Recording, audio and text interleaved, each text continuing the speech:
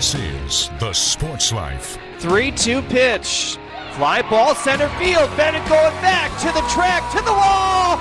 Gone! Cash has walked it off.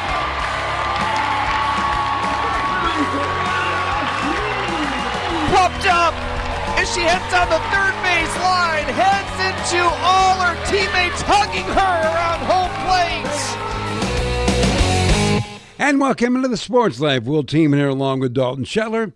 Jeremy Otto on the call as Michigan State in softball gets a walk-off homer. And I don't know about you, but it's been a long time now. We had the aluminum bats. Uh-huh. But the ping, the wood sounds better. Yeah, no, that's fair. Very much more nostalgic, we'll put it that way. But nobody imitates a ping like you do. There's no question about it. Well, we have a pretty good show lined up for you today, I think. And one of the things we're going to do, we're going to take a look at the NFL draft that just concluded. 11 of the first 32 were Big Ten players, 71 total taken. And we're going to talk to Jim Miller, former Spartan quarterback in Michigan State, and also one of the key members of SiriusXM's NFL staff in terms of covering the draft and the league in general. And Jimmy always has a pretty good perspective on things. It most certainly does. It'll be great to look forward to. And as we continue on the theme of last week, we had Ant Wright join us, who is a Big Ten men's basketball expert on YouTube and social media platforms, also played at the University of Michigan. We're trying to figure out, what did the teams look like now? The transfer portal has really taken quite a few Big Ten players away, put them in different spots, even in the Big Ten. So we're going to continue that discussion with Ant Wright to find out maybe a little bit more about some of the other teams that we didn't touch last week because there's so much ground to cover, and also covering ground, flipping through the air. How about the Michigan Wolverines? They win the men's gymnastics national championship this season, and the head coach, Yuan Xiao, will join us later on in the show to talk about how the Wolverines got it done. Well, with that, might as well jump into the sounds of the week. And it's spring football time, right? Anytime you're in April and May, that's kind of what you think about. And for the Big Ten, we'll start with a team that actually was in the college football playoff this past season. Indiana, and head coach Curt Cignetti talked about what is to come for Indiana football, with the sound coming courtesy of Audrey Marr. Well, I think that, it's a process. And right now what we're trying, it's a race to improve as much as possible individually and collectively during spring ball and add the pieces that we need. And then infrastructure, what's appealing to recruits. And then money right now, rev share, NIL. Okay, there's a lot of things involved in college football. So we want to compete for championships year in, year out. We want to compete for the national championship. Well, think about this. A year ago when Coach Cignetti got the job, he talked about winning the Big Ten and things like this, and we're like, does he know he took the Indiana job? So now he talks about race to improve, and he mentions that word, national championship. He's still at Indiana, and you might laugh at that, but I don't think so anymore. They were in the college football playoff. I mean, it's hard to get more proof in the pudding than, he took them there in year one. So we'll see what Curt Cignetti and the Hoosiers can do in the future. But let's head over to the West Coast now, where USC, the Trojans are still trying to kind of find their footing in the new land of the Big Ten. And Lincoln Riley, the head coach, talked about what he has seen during spring football for USC. I think we had a really productive spring. We had a lot of new players, some really interesting position battles that are going on, and it was just kind of fun to watch that evolve throughout the spring. I think we continue to make some strides on the lines of scrimmage. I think that's been a real goal of ours here from day one, and I think throughout the years it's gotten better and better, and I think these two groups on the line of scrimmage certainly have a chance to be the best groups that we've had here at USC from a talent perspective, from a depth perspective. And so that's probably the biggest difference, I think, that you notice with our football team right now. And also I would say you could certainly feel that it's now year two defensively in this system with Coach Lynn and the defensive staff that we've put together. You could feel kind of the difference. You could feel some guys that were certainly more comfortable in that system, and certainly expect that to continue to grow and see every sign that it will. Lincoln Riley, the head coach at Southern Cal. Well, Dalton, the one thing is they had a losing record in the Big Ten last year. So Southern Cal, UCLA, Washington. None of those teams were very impressive. Of course, the other new one, Oregon, they did pretty good. They ended up winning the league. Yeah, but besides that, right?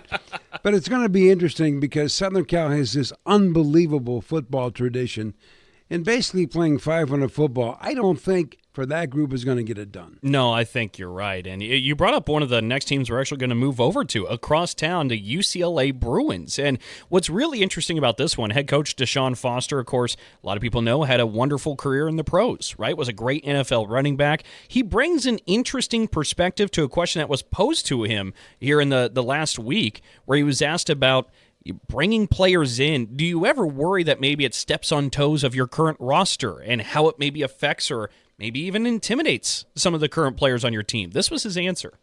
I think they're doing a good job. These guys are out here competing. The guys that are here want to compete. So this is football, and you have to compete. If you want to play at a high level, you're going to compete.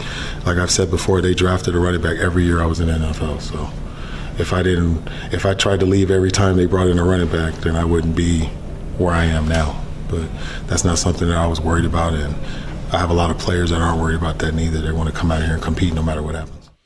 If I worried about every time they drafted a running back, what a great line. He's talking about that's not him. Mm-hmm. That's old school what he's talking about. And it's interesting, the perspective of where the competition exists on a day-to-day basis in the professional league. It kind of has made its way to college football. It's interesting thoughts from Deshaun Foster. Let's close out the Sounds of the Week by heading over to basketball, where newly hired head coach on the floor for the Maryland Terrapins, Buzz Williams, was talking a little bit about spring and getting adjusted to things in College Park and getting a squad put together so quickly. We're working really hard. It's been fast. I'm still living at the hotel on campus and work as much as we can. We're getting our staff here. We're putting together our roster, trying to finish our non-conference schedule. So there's a lot of work, but we're excited for the opportunity. I think we just got to continue on the path that we're on. We've signed a lot of players. We still have to sign some more. We've scheduled several non-conference games. We still need to make a few more. Yesterday, the Big Ten let us know our opponents, Mirror and 1-play and 2-play. And then same with our staff. We've got some of our staff that are here, but we have a few more that we've got to get here. Isn't it amazing? You change jobs and he's got to rebuild a team, rebuild a staff, move a family, and go to work. That's right. That's a lot of stuff at once, isn't it? It sure is. Well, when we come back with more of the Sports Live, we're going to talk about the National Football League draft and how the Big Ten made its impact this season. Helping us with that conversation will be Jim Miller. It's all coming up in just a moment. So, got one for you, boss. Oh, yeah? What's black, white, and dented all over? I give up. The company truck. I know, but thanks to our agent, we've already submitted an insurance claim and can track the status right from the app. Auto owners pays what they owe without any hassle. Lucky for you, that's simple human sense. Ask your independent agent if auto owners make sense for you.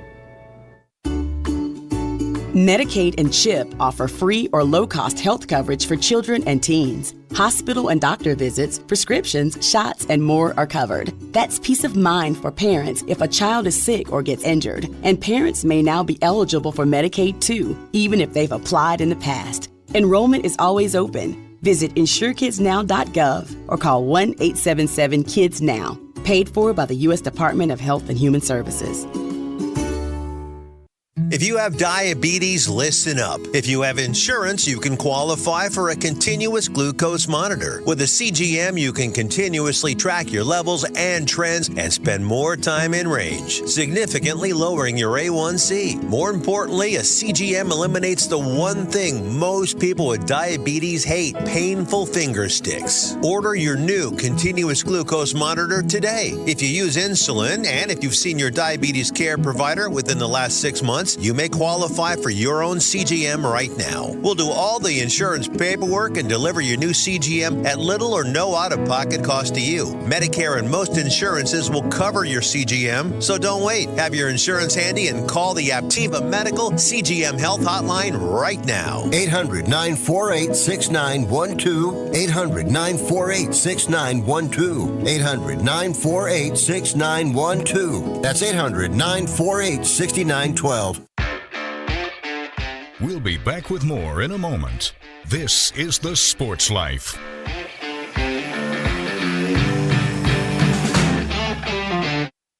Roxanne Watson is on a mission. Hello, how are you doing today? She wants more people to register as organ, eye, and tissue donors. Are you an organ donor? Yes, I am. Yay. My goal is to sign up the most people in the United States. What drives her? Roxanne's own life was saved through the gift of a heart transplant, made possible by an organ donor. I decided that day that I was going to devote myself to the cause of organ donation and signing people up and honoring my donor by doing that. Now she's back to health, and she's a powerful force helping to save lives every day through her work. Imagine what you can make possible by leaving behind the gift of life. 8 people can be helped with the major organs, and up to 50 people can be helped with a little bit of everything. And when you think about it that way, that you could help that many people, it's amazing. It really is. Learn more and sign up as an organ, eye, and tissue donor. Go to organdonor.gov. A message from the U.S. Department of Health and Human Services, Health Resources and Services Administration.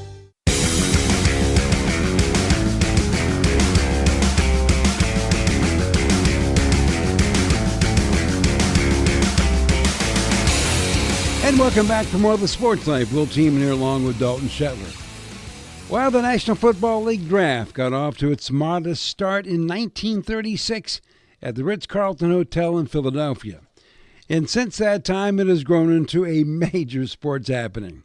Well, Jim Miller, former Michigan State quarterback from the early 90s, who played 12 seasons in the NFL and along the way picked up a Super Bowl ring, this year called every pick in the 2025 draft for SiriusXM.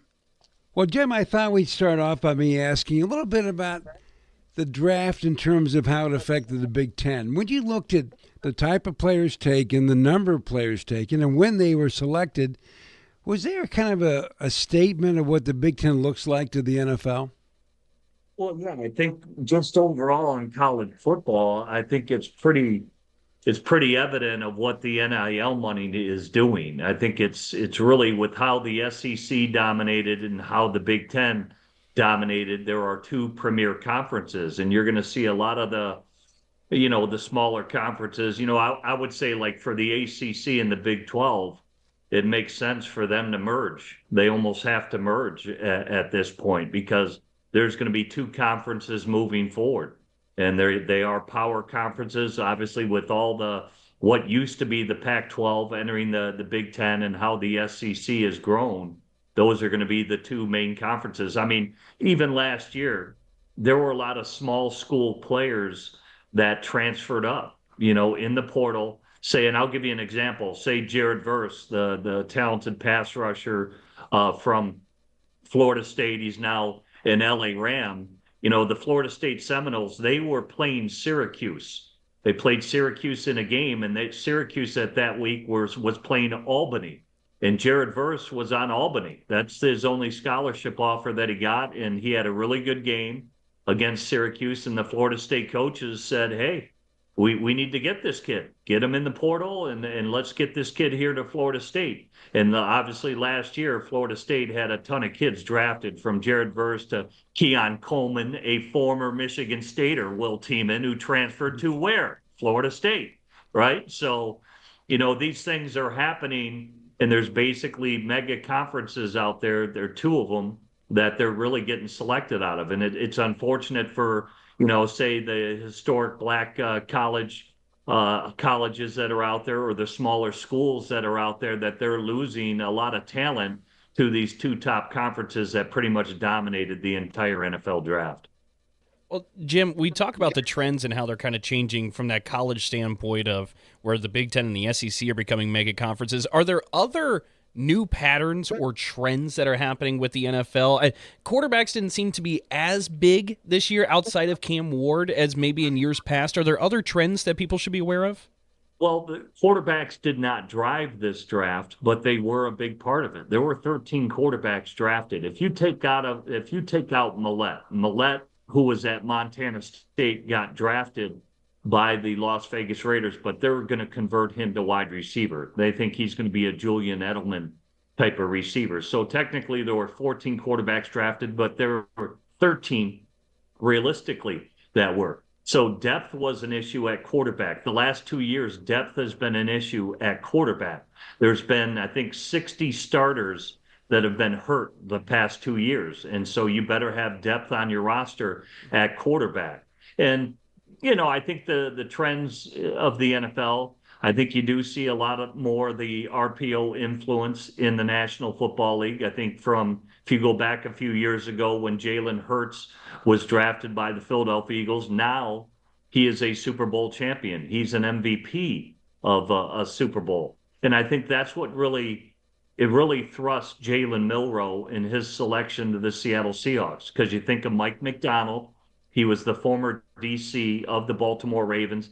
He practiced against Lamar Jackson every day, who will give you fits running the football. And so I think Mike McDaniel saw that. Jalen Milroe had an incredible 40-yard dash. He had a 110 split that was actually the fastest in the draft, or 10-yard split, I should say. That was the fastest in the draft. And I think they'll have a package for him right away as a running quarterback, say in red zone packages or maybe key third downs, where that RPO offense has really infiltrated the NFL. Not every team is doing it, but a majority of the teams are. They want athletic quarterbacks now. Well, Jim, if you look at the draft in reference to the Big Ten, defensive tackle was the top position taken by the NFL teams. Did that surprise you? No, there was, I think for teams, everybody knew coming into this draft it was going to be very good in terms of defensive edge rushers, defensive tackles.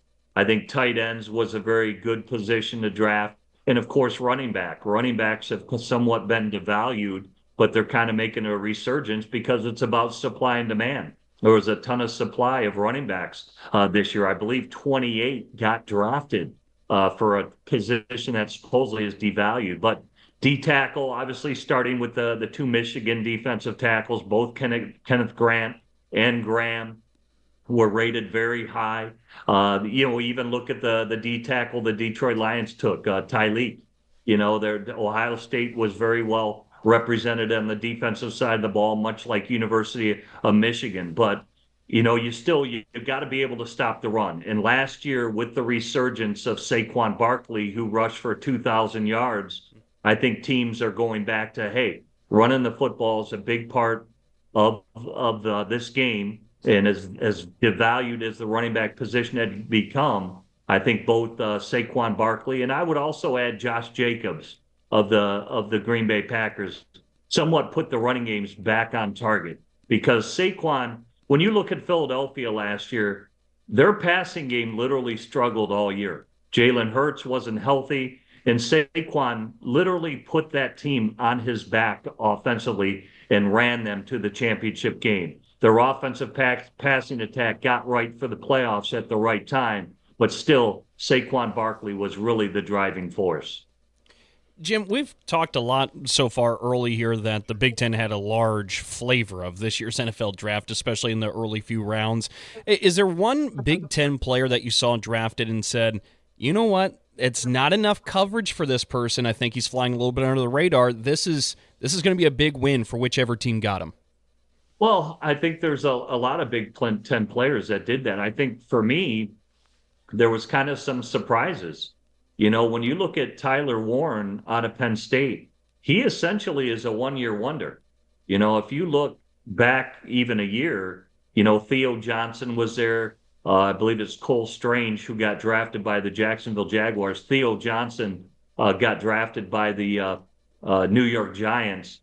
And really, Tyler Warren wasn't a big playmaker in the Penn State offense. And then this year, he kind of bursts onto the scene, and he has 104 receptions and is kind of a one-man band out there, so to speak. So his meteoric rise was kind of shocking. I'm not saying he's not a good player. I'm not saying anything. I think he's going to be a great NFL player, but you just wonder why the year prior he wasn't featured a little bit more, or why he wasn't utilized more if he had that sort of impact on Penn State this year. Certainly players grow and mature, but really a year's difference. And he bursts onto the scene with 104 receptions when he was really utilized very minimally by the Penn State Nittany Lions. But overall, I think, guys like, the corner from Michigan who fell a little bit in the draft, supposedly was a knee for Wilson, but he's a really good player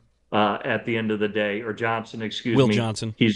Will Johnson. He's a very good player at the end of the day, and was surprised that he dropped like he did, because many thought he was going to be the first corner off the board. So the top couple of guys, I was somewhat surprised, because Will Johnson, all indicators, other than his 20-yard shuttle, which was a little slow, that was, if you just put on the tape, he's a really good player at the end of the day. So, Jim, flipping that question you got from Dalton there, who are some of the guys you think that are expected to and will make a big impact as a rookie in the NFL?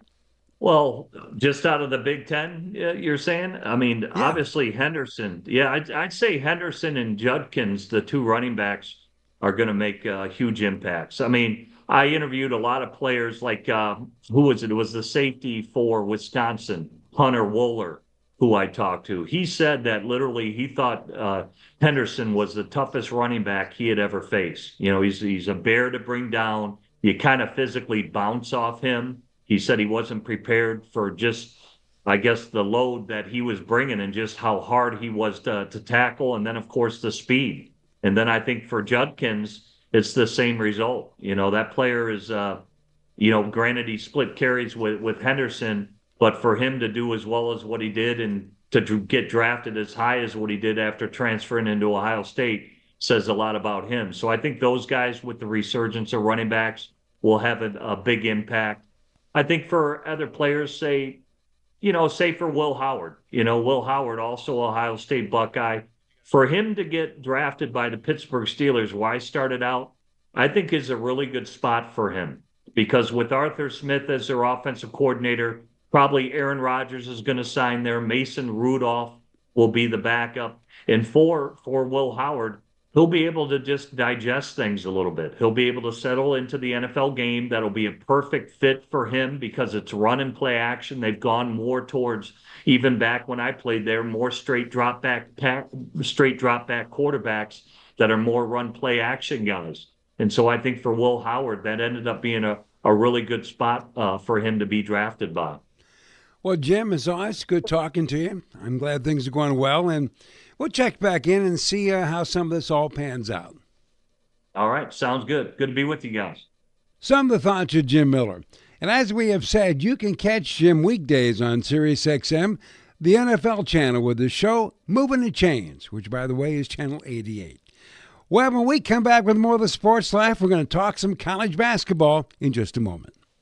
Oh, yeah. Hey, Dad. Did you get a new haircut or something? A new shirt? You're looking good. What happened? A little fender bender? How little? A few days in the shop little. But thanks to Mom and our agent, we've already submitted a claim and can track the status right from the app. Auto Owners pays what they owe without any hassle. Sounds like simple human sense. I'm fine, by the way. Oh, yeah, I was going to ask. Ask your independent agent if Auto Owners makes sense for you. This is a potter's field. When people can't pay for their funerals, they are buried here. It is a lonely, desolate place, littered with unmarked headstones. No one visits. No one leaves flowers. But it doesn't have to be that way. For as low as $1 a day, you can ensure your family will have the money to pay your funeral expenses. We offer burial insurance plans that pay up to $30,000. Considering the average funeral costs more than $10,000, that's peace of mind for your family. There are no medical exams, your rates won't increase, and your policy cannot be canceled as long as you make your premium payments. Call now to get approved in minutes and ensure your final resting place is more than just a pauper's grave in a potter's field. 800-562-2407. 800-562-2407. 800-562-2407. That's 800-562-2407. Paid for by Final Expense Direct. We all make choices about alcohol. Kids make choices whether to drink or not. Bye, Dad. Remember, I'm going to Alex's party tonight and sleeping over. Hey, Em, remind me about that party again? And adults make choices whether to talk about it. That's true of parents and every other trusted adult in a kid's life. Kids want to know our expectations, and they want honest answers in everyday conversations.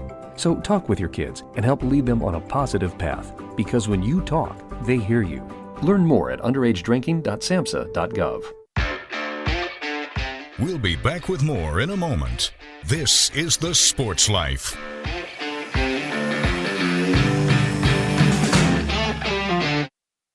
Here's a real-life story that affects 50% of all of us out there. It's called divorce.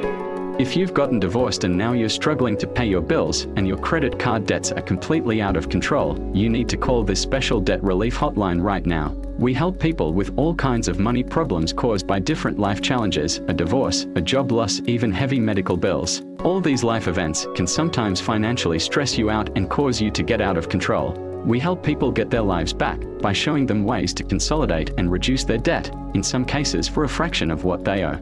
If your credit card balances are more than $10,000, call us and learn how to reduce your credit card bills and monthly payments now. Here's our number. Paid for by Debt.com. Call now, 800-810-1584, 800-810-1584, 800-810-1584. That's 800-810-1584.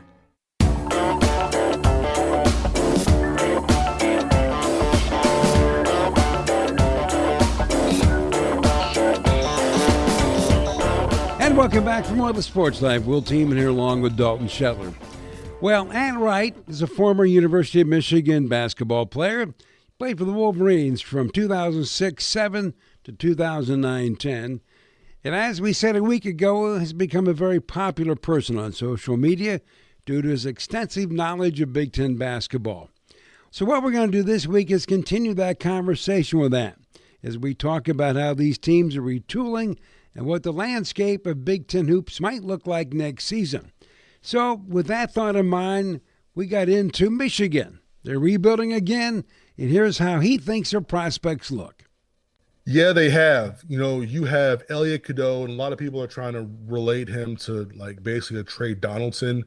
Outside of being light-skinned and having, like, a fro, like, they're nothing alike. Trey looked for his. Elliot looks for others. Elliot is much more of a point guard. Trey was always a combo guard / backup point. That was what he did, but he was asked to be the point guard. And there's a reason why they put the ball in Danny Wolf's hands a lot, is because Michigan didn't really have a real point guard last season. And Elliot is that. He is a true point guard. He is someone who, you know, I'm not going to be shocked or surprised if he's on, like, you know, top 15, top 10 in assists next season. Huge pickup. Ademara is like 7'3", 7'4", just all arms, like crazy wingspan, very good rim protector. You know, like talking, you know, to, you know, staffs around the country, they think that he's probably the more well-known kept secrets. We'll see how many minutes he ends up playing, but I mean, he is like, I saw him solo when he pretty much beat Wisconsin and Northwestern on his own, with his presence on both ends. Very, very good player. Morris Johnson, I mean, he's someone else who has so much potential, you know, coming over from Illinois too, just adds toughness. I think Michigan lacked a lot of that, like, interior FU type of mentality last season. They're going to get a lot of that back. And then you have the wild card in Yaxel Lundenborg, who I'm seeing on a lot of first round boards. And I won't be shocked if he ends up leaving and, you know, going to the NBA. But, you know, to have someone like that in the fold, if he does choose to come back to school, it's going to put Michigan in a very nice spot in terms of having, you know, front court having a pro, having a leader, then getting guys back like Namari Burnett and LJ Case and Will Cheddar, guys who can really shoot the ball and like kind of create for themselves. They should be able to finish in the top 10 of the Big Ten once again this season. Okay, Ant, let's take a little look at Wisconsin for just a second. Every year, Greg Gard seems to have to rebuild. He gets him to the front of the class, has almost won back-to-back Big Ten tournament titles, and now he has to rebuild again. How do you think he's going to keep managing to do this? He's going to be – they're going to be good again next year. I'm going to say that again. I'm going to say that right now. You're going to have John Blackwell back, which was huge. You get Nolan Winter back, which is huge. But they went out and got a really good couple of guys. Austin Rapp, if you've never heard of him, he's going to be a problem. An absolute problem. Like 6'10", 235. He could do everything. Very good player. Another guy is like Andrew Rohde. He was really good at St. Thomas. Shot the ball pretty decent down at, I think he was at Virginia. But, he's going to come back to the Midwest here. He should also be good. So Wisconsin's not going anywhere. I don't think one of those things where I keep saying it, but like you got to be able to retain who you need.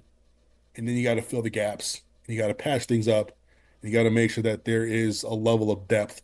You return some key guys, and you do get Janicki back. Hopefully he's on a scholarship finally, but they're not going to be bad next year. They're going to be a good team. I am really excited about Austin Rapp. Austin Rapp and Nolan Winter front court is a very, very tough group. Very tough group. And I want to move to another program in Indiana where the only thing that might still be the same from last year is the Candy Stripe warm-ups. I mean, everything has changed. The roster's completely different. A new head coach in Darian DeVries, but he's went to work pretty quickly there in Bloomington putting a squad together. Yeah, really excited about two guys. Tucker DeVries, of course, his son, very good player, 3-level scorer, possible pro, really tough matchup. Like he's all of 6'6", 6'7", 220, 225. Really good ball player. Lamar Wilkerson is going to be the X factor for me. Like, are you going to be able to really show up and play? High level scorer, big body guards. He's about 6'5", 200. Can really shoot it. Can really shoot it. Is he going to be able to provide the rim pressure that I think that it's going to need to take for Indiana to really get to that next step?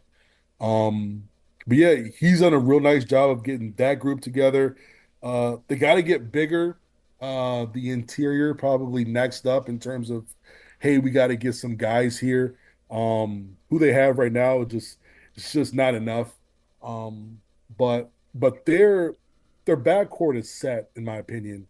Just got to get bigger. Reed Bailey's a good player, but you need more than that. He's the only guy listed right now that's over 6'7". And in this new Trent Stilson's about 6'8", but yeah. And in this new world, where do the Iowas, the Minnesotas, and Nebraska stack up? How did they navigate these waters to get at least to the first division? You know what? Iowa is going to be really good next year, I think. Iowa's going to be good. I mean, they just got the kid from Kansas State. They just brought in like 5 dudes from Drake. Now, I know Drake is going from Drake to the Big Ten is quite a bit of a step. Who we basically brought from the D2 to the Drake. But Drake beat some high-level teams. But it's going to be different when you got to play that high-level Big Ten basketball every week, 2 times a week. It's very different than playing some games and then preparing a couple weeks for this big game coming up, or you're in the NCAA tournament where the games can go either way. There's going to be that's one team that I'm interested in and who I believe will finish pretty if they finish in the top 7 or top 8, I will not be surprised. They got this kid named Alvaro Folgueras or Folgeras. I don't know how to pronounce his last name, but he is a really good player. Very good player. SEC schools were after him. Kentucky was after him. And for some reason, Iowa got him. If you don't know the name now, get to know the name Bennett Sturtz. Probably, I mean, people love Braden Smith. I would put Sturtz on the same level in terms of point guard play. And he's taller. He's about 6'4", 185. This team is going to be a problem, an absolute problem. And Ben McCollum is a real good coach. I mean, we're talking about someone who understands pace and tempo, and you're going to play his way, and you're going to have to beat him his way. And they're going to be a very tough out. And if they can figure out the first couple months on how to play together and how to play at this level, I'm serious. Seeing them in the top 7, top 8 of the Big Ten will not be a surprise to me. Well, Ant, we've talked about Darian DeVries, and we've talked about Ben McCollum now. Let's move to Buzz Williams, because the Crab 5 is gone in College Park, but I think Buzz has brought 4 Aggies with him from Texas A&M to College Park. What do you expect from Maryland in year 1 in the Buzz era?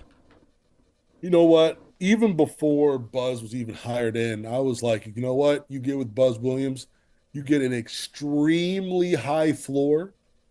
The ceiling is not that high, though. But you're going to get guys who work extremely hard. They're going to come at you all the time. They're going to have athletes, and they're going to bring toughness, and they're going to bring consistency. And, that's going to be – Maryland's going to be a tough place to play because they're going to play at that level all the time. And I believe it was 3 years ago, he had them like top 3 in the SEC. They were like 17-3 or 18-2 or something crazy. And they were able to do that with, they didn't have these amazing pieces. Like, yes, they had Wade Taylor, but I mean, he's doing these things with very, I'm not going to say average, but there are no like real superstars on this team. Now, Pharrell Payne comes back to the Big Ten. He's immediately one of the better bigs in the league. Pharrell Payne was at Minnesota. But, he's someone else who's done a really nice job of going out and getting his guys. He's got Miles Rice. He's got, Coit from Kansas. I mean, this is going to be just another tough, gritty team who could really play defense. Some interesting observations about the upcoming Big Ten basketball season from Ant Wright. Well, when we come back, we're going to talk to the man who's led Michigan to a national championship in gymnastics. Coach Xiao will join us in just a moment. So, got one for you, boss. Oh, yeah? What's black, white, and dented all over? I give up. The company truck. I know, but thanks to our agent, we've already submitted an insurance claim and can track the status right from the app. Auto owners pays what they owe without any hassle.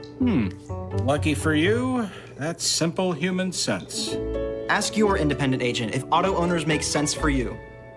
If you served honorably in our nation's armed forces and you're looking for a way to continue serving your fellow veterans in your community, then join AMVETS. AMVETS members volunteer millions of hours at VA healthcare facilities from coast to coast, helping to improve the lives of their fellow veterans through the VA Voluntary Services Program. AMVETS posts and departments also participate in a wide variety of community service projects. If you no longer wear the uniform today, you can still serve through the AMVETS by joining today at amvets.org. Do you hear that? That's the sound of uncertainty lurking under your hood. You know the feeling. I know I do. That sudden sinking sensation when you see a check engine light or your car unexpectedly breaks down and you're faced with sky-high repair bills. It's time to shield against unexpected repairs with CarShield. CarShield is America's most trusted auto protection company and has an A rating with the Better Business Bureau. Don't let the fear of a breakdown keep you up at night. Trust the Shield, Car Shield, and say goodbye to terrifying repair bills and hello to peace of mind. Your plan also comes with 24/7 roadside assistance, courtesy towing, rental car options, and so much more. Don't wait till it's too late. Call Car Shield now before a breakdown. Protect your wallet. Protect your car with Car Shield. Get our best protection ever. Call now. You'll thank me later. 800-965-1292. 800-965-1292. That's 800-965-1292. We'll be back with more in a moment. This is The Sports Life.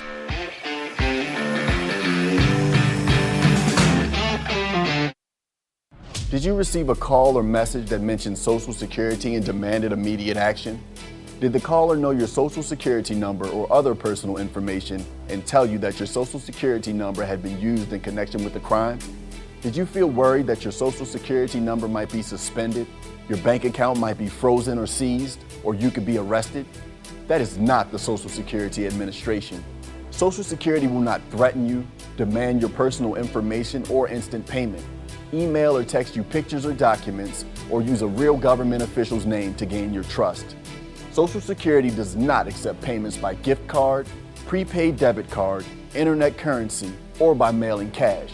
Criminals use these forms of payment because they are hard to trace. Do not be fooled. Hang up. Ignore them. Report this criminal activity to the Social Security Administration Office of the Inspector General at oig.ssa.gov. Produced at U.S. taxpayer expense.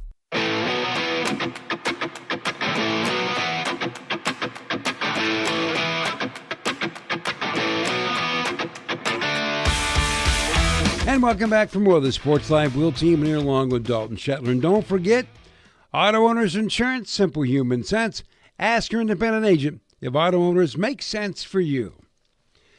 Well, I don't think there's much doubt that the gold standard in the Big Ten when it comes to men's gymnastics is the University of Michigan. For the past 5 seasons, the Wolverines have not only won the Big Ten championship, but this past go-around, Michigan has also won the national championship. And leading the way for the Wolverines is their head coach, Yuan Xiao. And Coach Xiao, thanks for joining us here. So I think maybe we should just begin with how you got to the national championship crown. You're down to the final rotation. You need to nail it to beat Oklahoma. Can you take us through the sequence? In our sport, we are just scoring and every 10s count and every 10s count for our sports. So we by winning, Stanford by 0.0131 and very close. And 161. Yeah, so very close. So any step you take is 110. If you had a bigger step more than your shoulder, that was a 3/10. That's we are winning. And the vault events is the challenge events, but also high reward events. You can see vault score is higher than other events. And so we chose the vault as the final events competing. And the number one, we are trust our team, and we've done that before. And also Paul is winning the national champion and as all round and the NSA events. So that's he mentioned to me, and whether we are pick the people starting fish on ball and high risky but high reward. So we can see, and we had 2 guys stuck on ball, and everyone did above the 14 around that range. So that's here our national champion. And when I believe in the moment, I was just I trust God. I just feel trust God, and we do all our preparation at the gym every day. We're working for the landing, sticking, and even last 2 weeks, I mentioned to the team, it's required every vault guy do 15 landing stick in 2 weeks. So the guys did at the gym. They treat that landing stick seriously. That's why we had a 50% landing stick on the ball, and we went over the Stanford, and that's what I hope. I just leave everything for the guys, and the Fred Richard come to me said, "Coach, you got this," and gave me the punch, and I just feel the confidence level at the last events that they're so close, and that they are actually so confident. So that's I feel. Well, you mentioned the confidence. It actually kind of leads me to the next question because you've been very close. Michigan men's gymnastics has been very close to a national championship for a while now and come up so close, but just a little bit short. You head into that event. Is there that confidence of, hey, we know what it takes, we've been this close, or is there the stress, a nervousness, an anxiousness around it? What was the feeling heading in? Yes, and I'm also talking to our team about you breaking the ice, and so it's challenging to break the ice because you don't feel you had the ability, you had the confidence, to do that.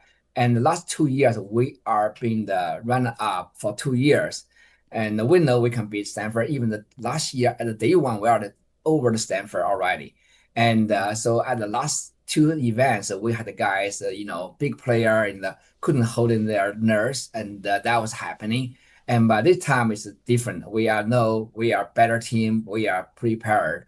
So we look at the good day, like Stanford does last night, and I said, hey, so we can do this. We just we have to trust ourselves, and the confidence build at the gym, build as team. So and build from the years, not just for this year only. That's where we are come from. The confidence come from too.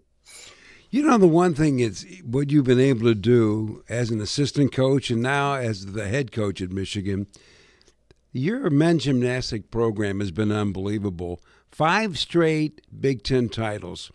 What's the key to what you guys have built there? As coach, I know I'm very technical coach. Also, I want to create the culture. The culture is unbelievable, and we put the team together. And so integrity, the brotherhood, and the passion, and excellence. That's a 4 wording we are using for team culture build. Okay, they are, of course, Michigan. We are Michigan men. We also put the team number one. So everything done is no matter who is, we are working for the team. And my assistant coach, I've assistant coach before, I know the role. I say, hey, not to do for me, not do for somebody else, Fred or Richard, we do for the team. So that culture built up, and since I'm taking over the program, and so also we had some strike before too. Something happening in our program, and we do have some downtime, and the leadership don't feel confident for the team and the culture, then we switch that. And the 4 years so far, I believe that the team more solid, the team, and the culture is great. And I pay a lot of detail for the attention to the detail, tell guys to every tense count. We have to do every tense every day to make the every tense working for our team. So now you can see I had a lot of data just in front of me, and we are number 1 team by scoring, but we are not the number 1 team by star value. Star value, so Stanford had a more 3.9 star value higher than Michigan team. What that means, they had more money on their bank, but we use our money smartly. We do our execution. So we beat them every single routine is 0.171. So just every time we beat them every routine, even we don't have much money on our bank, and we still beat them. That's the team I create that too. And also Oklahoma team's execution, very good execution too. So in that way, we are the number 1 execution team. That's the way we are scoring too. And I think everybody that's listening can sense the pride that you have with this team and this program in Michigan. And I'm curious where this all started because, you've been coaching at Michigan for a couple of decades now, but we were talking a little bit before the interview started, and you mentioned 25 years ago you moved to America. Shortly after that, you end up in Ann Arbor and coaching men's gymnastics. What was the journey for you to come to America, and how did you end up in Ann Arbor? Okay, long story short, my wife, she was working the Circuit du Soleil at the U.S. back to 90.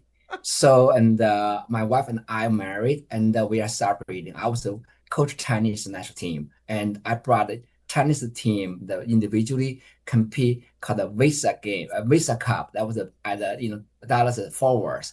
So I know the coach, I know the U.S. coach. They also say, hey, Coach Xiao, your wife working here, and you guys just celebrating. So maybe one day you come to here and your wife and you can be together. And finally, I did, and 2000, and so I just done my job for the 2020 Olympic game. So I moved to U.S. to my wife and I come to here. We had a family together.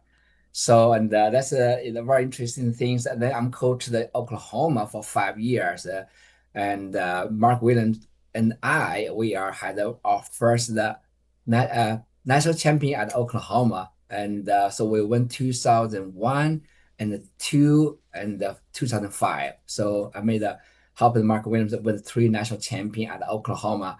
And then the former head coach Kurt Golder was recruiting some coach to help in Michigan. And so I was helping out. I had a great relationship with Kurt Golder, and I just helped him, Kurt, to recruit a coach to come to Michigan to coach a Michigan team.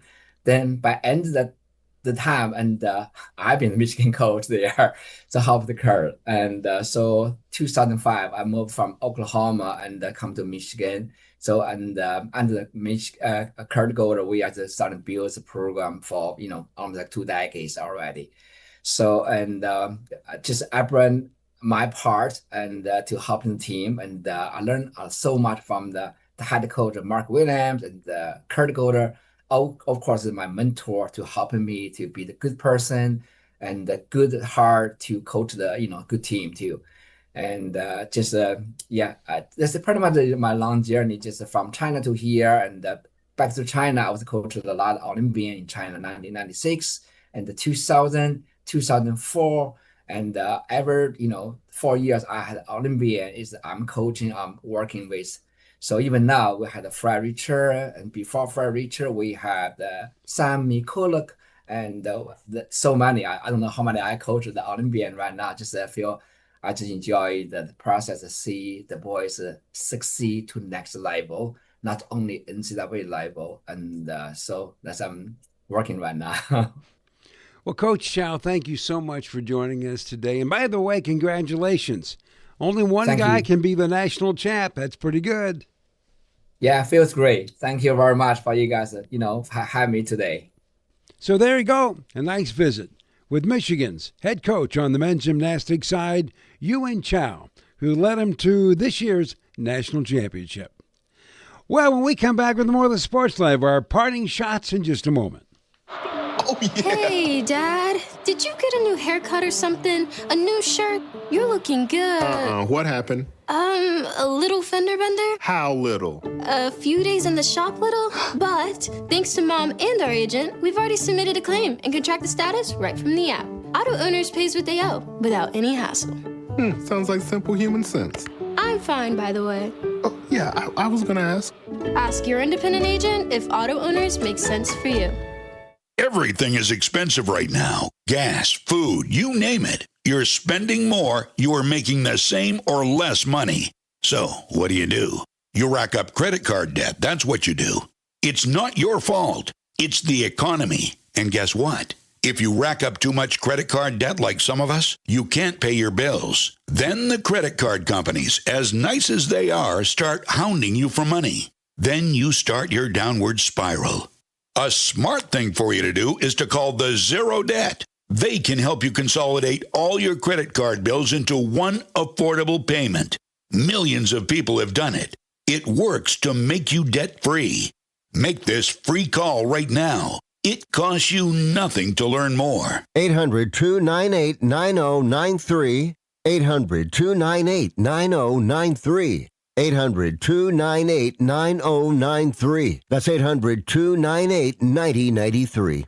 We are strong, we are resilient, and we will get through this together.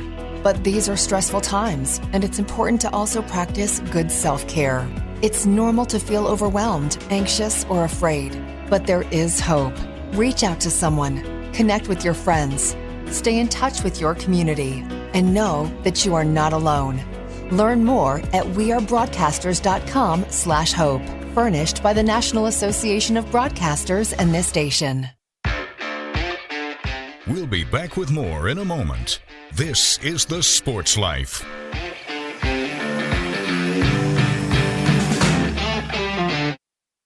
I found hope in the midst of an overwhelming situation. Alcoholism is a disease that can affect any family. Everyone suffers, but there is help and hope at Al-Anon Family Groups. Al-Anon gave me my life back. I'm a better father and husband. Are you in an overwhelming situation because of someone else's drinking? Al-Anon and Alateen can help. Local and virtual meetings are available. Maybe one could work for you. Call 1-866-200-0033 or visit alanon.org/hope. I'm Naheem Hines, professional football player.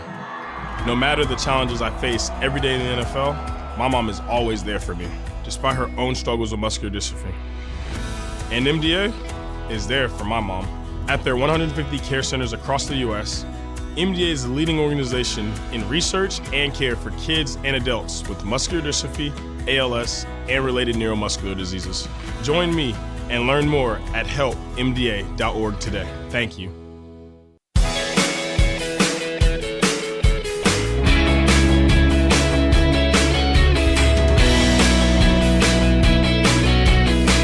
And welcome back for more of the Sports Live. Will Tiemann here along with Dalton Shetler. Fun show this week. Talk some NFL football and how it pertains to the Big Ten after this year's draft with Jim Miller. And Ant Wright made a return to talk about the landscape of the upcoming Big Ten basketball season and what a nice visit with Yuan Xiao, the head coach of Michigan's men's gymnastics team, the group that won this year's national championship. So with that, Dalton, we have now worked our way to our parting shots. That's right, we have. And by the way, a reminder, make sure you follow us on Twitter or X at SportsLifeNow. That's again at SportsLifeNow. We'll have all those interview pieces and the entire show posted right there for you to listen to. But for my parting shot, I actually wanted to take a look at a trend that's happening a bit in college basketball. Because look, college athletics, as we know, it's pretty messy right now. It feels pretty lawless a lot of times. It doesn't quite seem clean. But maybe one of the good things to take away from some of the recent change, and this comes from @DraftExpress on Twitter or X, who covers the NBA and stuff leading into the NBA draft quite a bit, mentioned that this year there were only 106 players that entered the 2025 NBA draft. That's the lowest number of early entrants since 2015, and it comes down from a peak of 363 entrants in 2021. One of the big schools of thought is that because now that there's NIL and compensation for players, that they're deciding, as they continue to test out what the market value is, maybe it's more lucrative and better for them to be in college basketball. And I think from a landscape standpoint and fans of college basketball, Will, it's great to see some of these stars actually maybe stick around for a little bit longer, allow fans to grab on to them for a little bit longer, let their careers play out. Look, there's still a lot of messes in college athletics, but maybe this could be one of the good byproducts of the situation. Did you ever think you would say something as crazy as, you make more dough staying in school? That's right. That's where we are today. Yep, we sure are. Okay, my parting shot goes back to the National Football League draft and our conversation with Jim Miller. Okay, we mentioned earlier on in the show that the first NFL draft was way back in 1936, okay? Dalton, can you tell me who the first player ever drafted was? Oh, 1936? I'm afraid I can't. Well, I'll give you a hint. He was a Heisman Trophy winner as well. First one in that category, too. Jay Berwinger from the University of Chicago. Okay? Wasn't going to have that one. Maybe not. Okay. So think about this. Way back, the owners of the National Football League franchises had a pool of 90 players to pick from. They took 81 of them, but only 24 played in the league because it didn't pay enough. For example, Jay Berwinger, the number one football player in all the land, never played in the National Football League. He passed on being the first pick to be a foam rubber salesman. Thought it paid better. Maybe I would have been able to answer the trivia had he been in the league, but, foam rubber sales, they're skyrocketing. Better than being the best player in pro football. Well, with that, that's a wrap for this week's show. And as always, I appreciate you joining us. And we should also note that you can find us wherever you find your podcasts, like SoundCloud, Spotify, and Apple. And make sure to check us out and hit subscribe. As always, thanks to the Big Ten Network. The Sports Live is produced by Dalton Shetler and assisted by Owen Cronin. Our executive producer is Wendy Hart. So on behalf of Dalton Shetler, I'm Will Tiemann, and thanks for your time.